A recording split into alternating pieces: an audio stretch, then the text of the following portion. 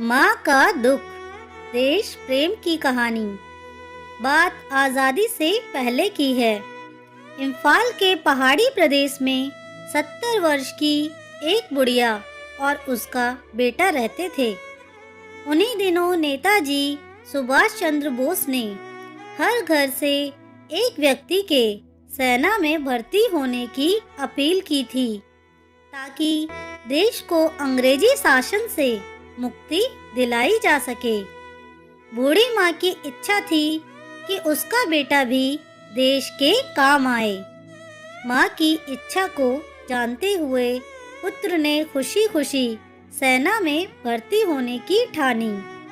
अगले ही दिन वह युवक नेताजी की फौज में भर्ती होने के लिए रंगरूटों की पहली पंक्ति में खड़ा था।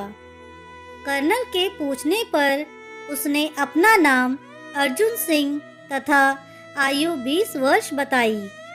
जब कर्नल को ये पता चला कि वह उसकी माँ का इकलौता पुत्र है, तो कर्नल ने उसे सेना में भर्ती करने से इनकार कर दिया, क्योंकि नेताजी की आज्ञा थी कि घर के अकेले युवक को भर्ती न किया जाए।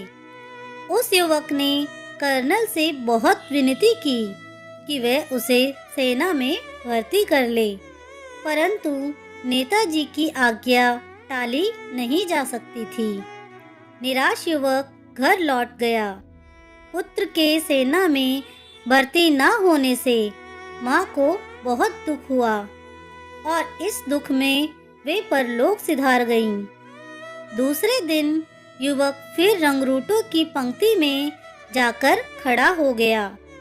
कर्नल को जब ये पता चला कि युवक को सेना में भर्ती न किए जाने के दुख में उसकी माँ ये कहकर मर गई कि मैं तुम्हारी माँ नहीं, मैं तो तुम्हारे मार्ग की बाधा हूँ।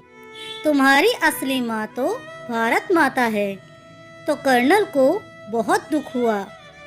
उसने युवक की वीर माता को सलामी दी व श्रद्धांजलि देकर युवक को सेना में भर्ती कर कप्तान नियुक्त कर लिया।